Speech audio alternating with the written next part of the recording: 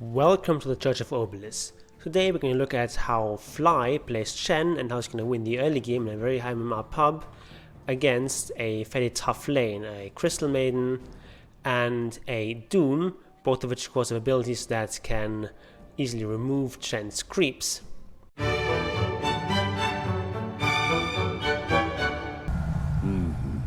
My holiness deepens. If you want more in-depth content on Chen and other micro heroes, I invite you to join the fold by subscribing to this channel and clicking the bell button. And now let's get into the video. So this is a really high level pub game. It's 8.5k average MMR. Fly is playing together with Arteezy's Bloodseeker and Ramsey's Mars, and you can see a little bit of a rune fight here, some trading going on here. Against Doom with Scorched Earth active, there's not really much you can do. You're not really going to win this trade, but doing this sort of engagement allows him to secure one of these two runes, and that's all they need here. And now Bloodseeker is going to do something very smart. He's just going to teleport home. The reason they can do this is because they have Chen here. Chen can recall his Bloodseeker, and Bloodseeker also this acts as a courier trip. Basically, he picks up slippers for himself and a set of tangos for Tal, and Fly has bought one set of tangos for himself at the start, shared out one of these tangos to mid, and also mid has gotten a shared tango from this Willow, position 4, and that's really something nice you can do if you can communicate with your position 4 player, ask them to also share one tango, because just having one single tango at the start is a bit low. And you can't always do this recall stuff where you get this fresh set of tangos from the base. But yeah, here in this game, he now has 5 tangos to play with, and that gives him plenty of region in combination with this headdress, of course. So with all this region, Fly can trade really well here. He can just chase his maiden. This maiden can't really fight against him. Actually can use the Crystal Nova, which doesn't really want to do that on a single hero. So you can just trade really efficiently here. And meanwhile, Bloodseeker is also going on this Doom. This Doom has actually gotten 2 rings of protection just to withstand this harassment, but still, without his Scorched Earth, he's just so weak, and they can easily just chase him down. And very interestingly here, Fly also going for a point in penitence here.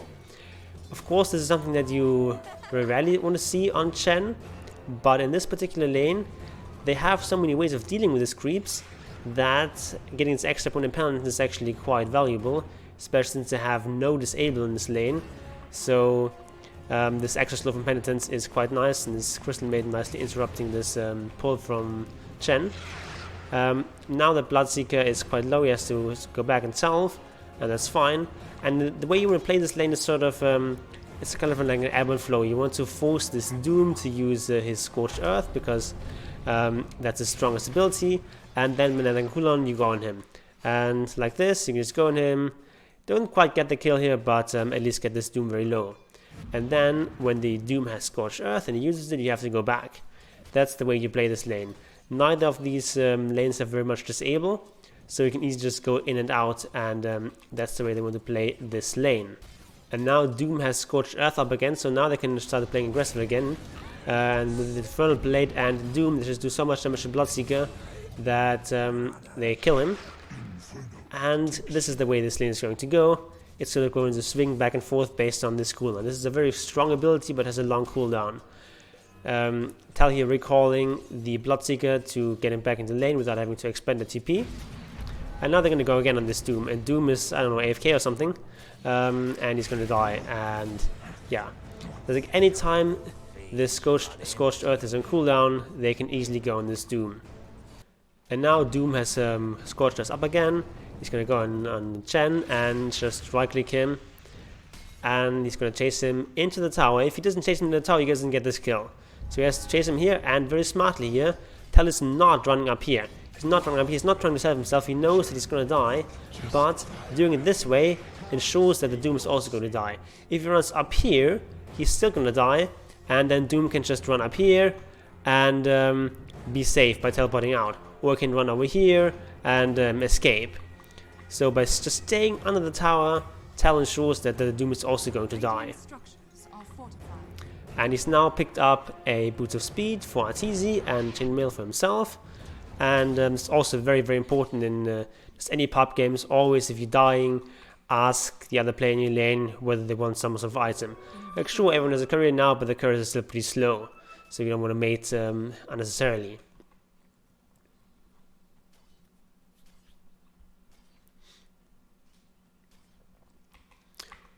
The runes are coming up right now, so now it's time to play aggressive here. Then we'll go on this Doom. Doom uses his Scorched Earth, but unfortunately the maiden is not nearby, so even with Scorched Earth, he can't really fight 1 versus 2, and he can't go for this rune here.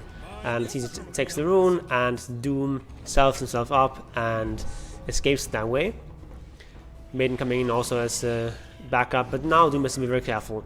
With the Scorched Earth on cooldown, they can just go again, because they have very short cooldowns on this EG lane, but the cooldown for Scorched Earth, of course, is quite long. And now it's go time again, and they're gonna go on this Doom. Doom has the stick still available, but it's getting quite low.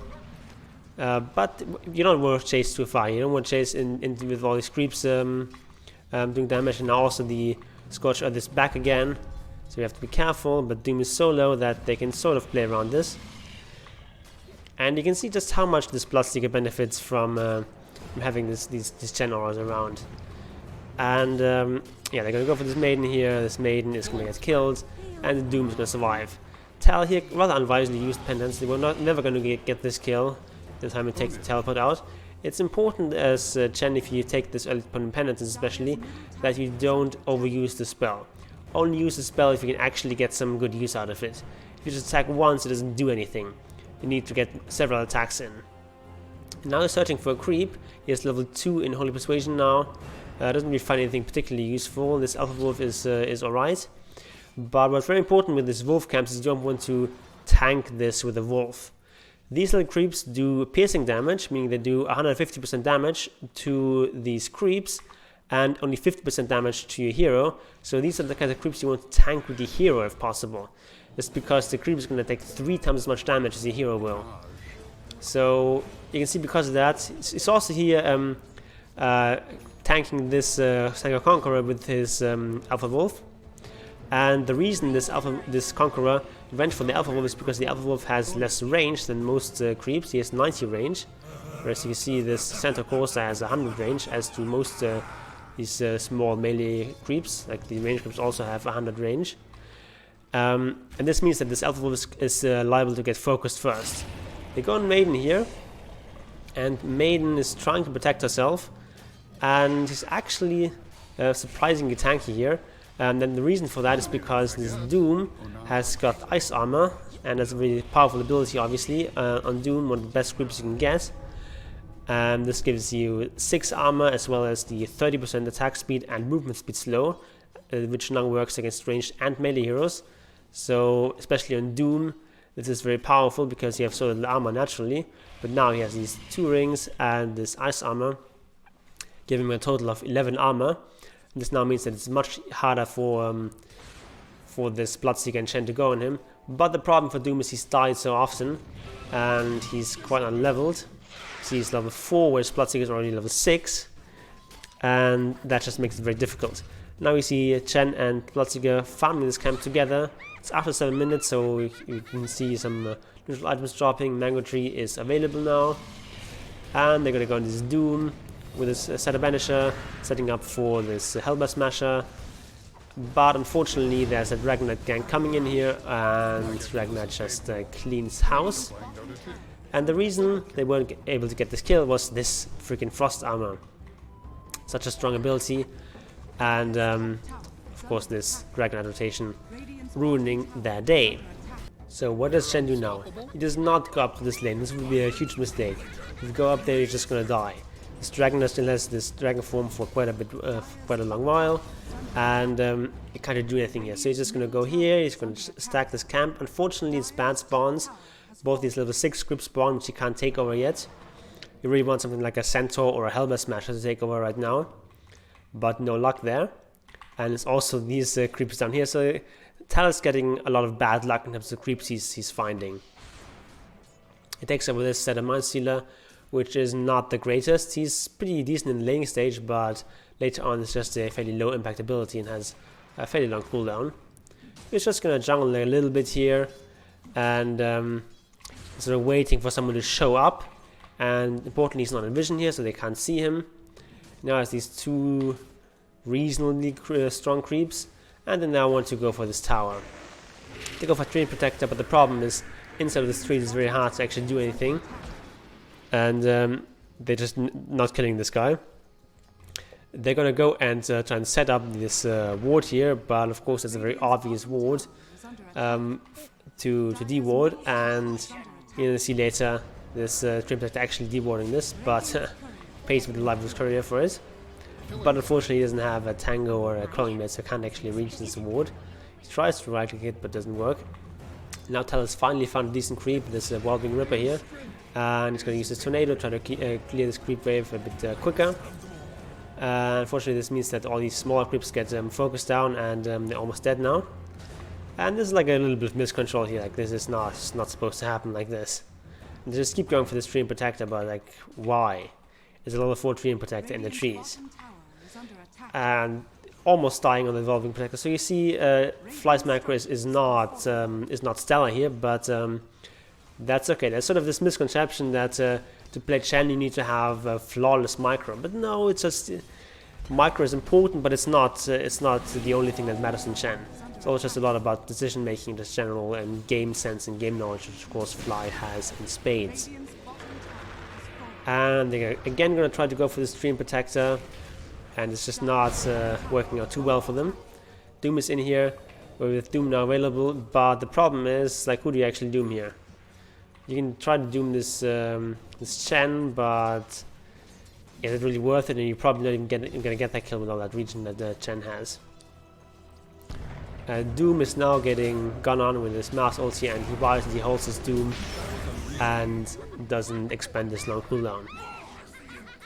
They also teleported here in Bloodseeker, maybe not, in that respect, not ideal, but of course you don't know that 6 seconds in advance. That's the thing with Chen. This is an ability that you're sometimes going to look stupid using, but you still have to use it, because it's just difficult to see 6 seconds in the future, and sometimes in retrospect you'd rather not have used this, but that's just the way it goes. And it's important not to be afraid of using this ability. It's so powerful, and if you never use it, you're never going to learn how to use it best. So I'd rather use it and be sorry later than just hold it and never use it. Talus now finished his mech, and they're now going to go on this Doom. With this double slow here coming in, this Doom is in quite a bit of trouble. He uses his ultimate on Mars, and this allows him to escape, but of course this is a very long cooldown ability. It's almost 2.5 minutes, so that's perhaps even better than getting a kill here, and that just allows everyone to feel a lot safer.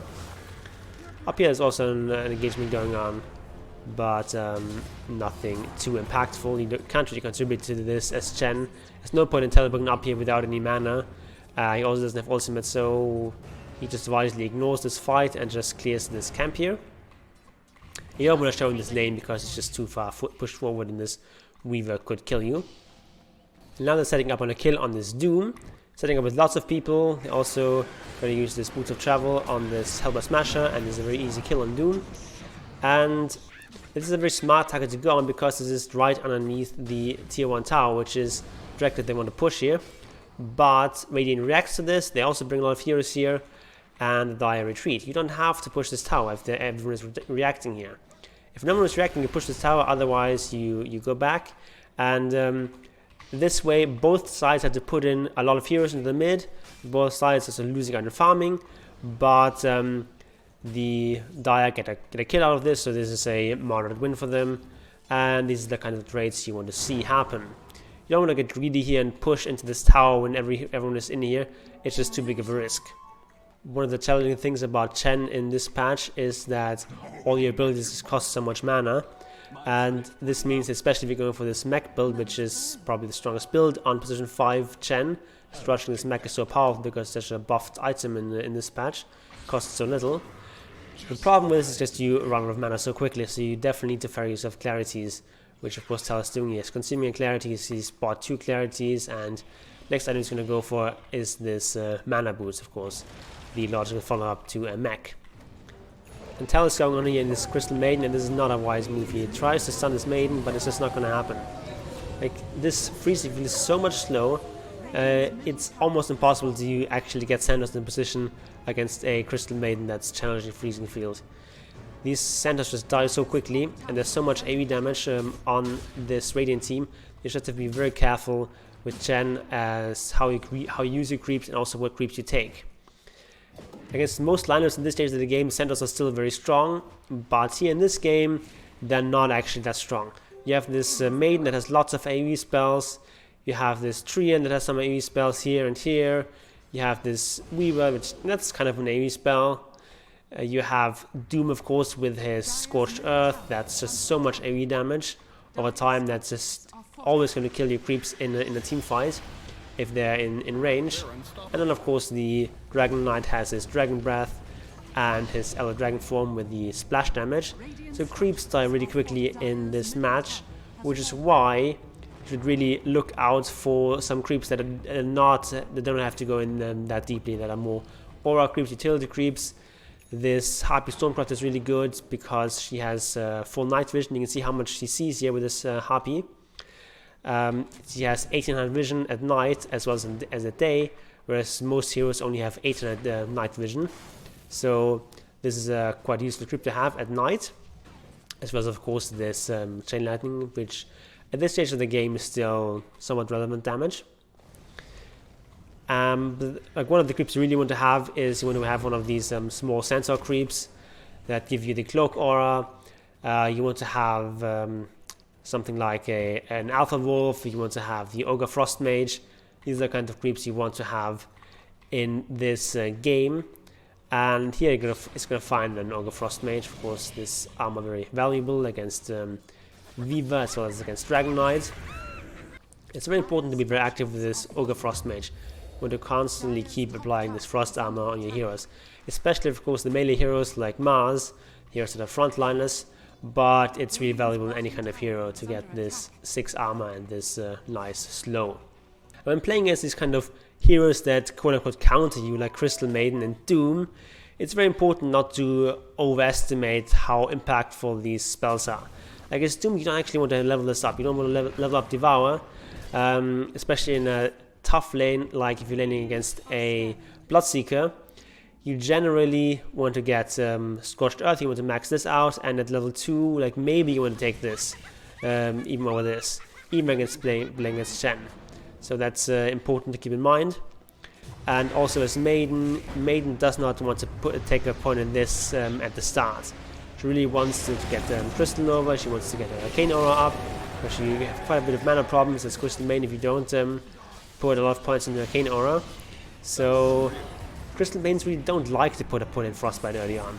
And if they do, you know, they can kill your creeps, but that's not the end of the world. You also have to keep in mind that it's a big investment for the Maiden. So yeah, don't panic when playing against these kinds of heroes. If the lane calls for it, you can consider putting a point in Penitence early on, but then if you're playing 5, you still probably want to max out Divine Favor because it just works so well in combination with your mech and your natural healing from Hand of God. And yeah, in terms of your mana pool, it's important not to use this ability too freely. It's strong, but it's only strong if you can actually get multiple hits in. Otherwise, it doesn't do very much, and it's just a waste of mana. So be a bit conservative with using this spell. This game is going to go on for quite a while, and it's actually quite a bit of back and forth, but I'm not going to cover this. It was primarily about the early game. If you actually want me to cover the rest of this game, write down in the comment section, and if a lot of people want to see that, I'll do that video next. Otherwise, I'm going to next do a video talking about neutral items on Chen. I just like this shovel, which is a great item on Chen. And if you don't want to miss that, please join the fold by subscribing to this channel and clicking the bell button.